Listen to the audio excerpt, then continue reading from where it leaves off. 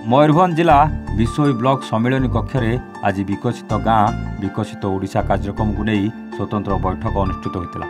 उक्त बैठक में ब्लॉक अध्यक्षा श्रीमती तुलसी सिक्री हास्दा और बीडीओ श्रीजुक्त सागर मुर्मू तत्वावधान में अनुष्ठित हो जाए। एथिरे मुख्य अतिथि भाव मयूरभंज सांसद श्रीजुक्त नवचरण माझी जोग देथिबा बेले सम्मानित अतिथि भाव विशोई तहसीलदार सत्यवान नायक 33 और 34 नंबर जोन जिला परिषद शीतल किस्कू और बिंदु स्मिता देव सहित ब्लॉकर सहकारी जंत्री तपन पल्लई मंचासी नथिले।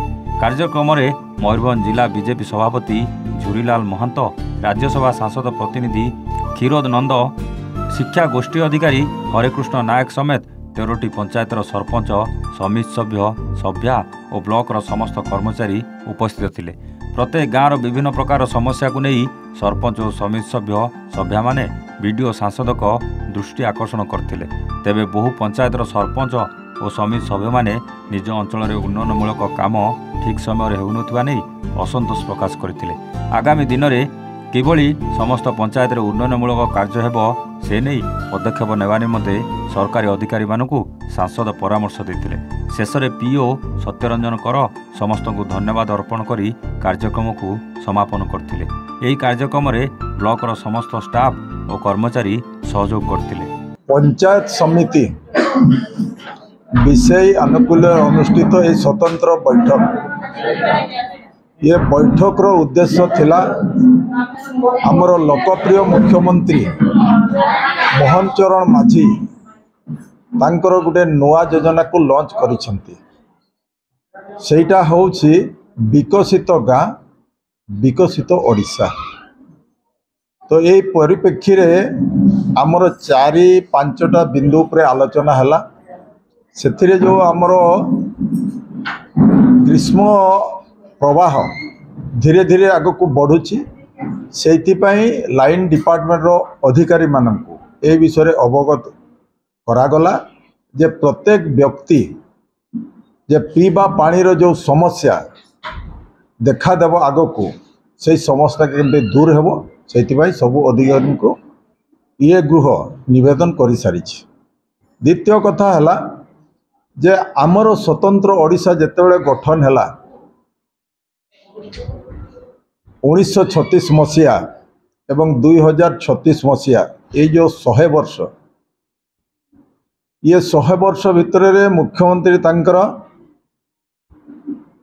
योजना जो करिसंती जे आमे 36 सुधा विकसित गाँ विकसित ओडिशा गठन करिबा। तेणु जदि प्रदेश आज विकसित हब तार आरंभ तार मूलदय होउछि ग्राम, ग्रामरु विकास हेबो। तेणु आमर पंचायत रे जो गाँ सब अच्छी आज सबू ग्राम सभा माध्यम रे विभिन्न डेवलपमेंट काम आज सरपंच मानकर माध्यम रे पीएस मानकर माध्यम रे ग्राम सभा माध्यम रे सबू निया जाइछि 5 वर्षर। किंतु ए 5 वर्ष भितर जो प्रपोजल सबू देइछंती तार प्रायोरिटी बेसिस रे प्राथमिकता बेसिस रे आमे सेटा को कार्य करबा पई आमे जाउछि। आज प्रपोजल सबू देइछंती प्रत्येक ग्राम पंचायत जो सरपंच माने आछंती से माने को हार्ड कॉपी मध्ये दिया हैछि। पुनी टिके चेक चाक करी करी तार फाइनलाइज हे गले एटा को आमे जिला को पठेबा। ये महत्व होउछि जे आमे वर्तमान विकसित गाँ विकसित ओडिशा ये तो गोटे 36 सुधा हेबो। किंतु माननीय प्रधानमंत्री भी सेटा तांगर आशा व्यक्त करिसंती जे स्वाधीनतार 100 वर्ष 2047 सुधा सारा विश्व भारत वर्ष विकसित राष्ट्र केमती परिणत हेबो। तेणु आज पूरा गाँ रु आरंभ करी पंचायत रु आरंभ करी जिला रु आरंभ करी प्रदेश सबू प्रदेश जदि आमे सक्षम हो सशक्त हो गलु ताहले राष्ट्र जो मोदी जी स्वप्न देखी आपे आपे सेटा हो 2047 आम विकसित राष्ट्र परिणत।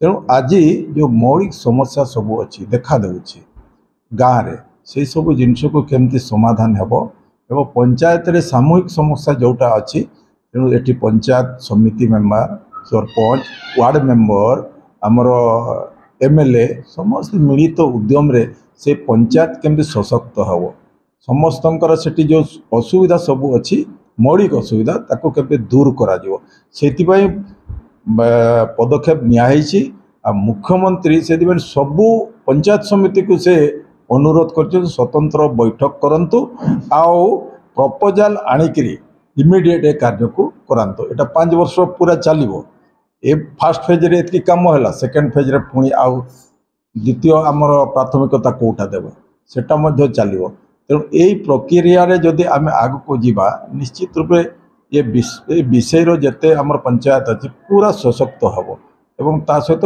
ग्रामांचल भी विकास हो तेणु यही दृष्टि आज सब मतामत नियाही समस्त भैल्युएबल मतामत आटा वीडियो भी शुणी आमर चेयरमैन शुणी एटा को पुनर्विचार करी फाइनालाइज करी आमे कलेक्टर पाक पठेबा। बहुत बहुत धन्यवाद। मयूरभंज अनवर हुसैन का रिपोर्ट A1 ओडिशा।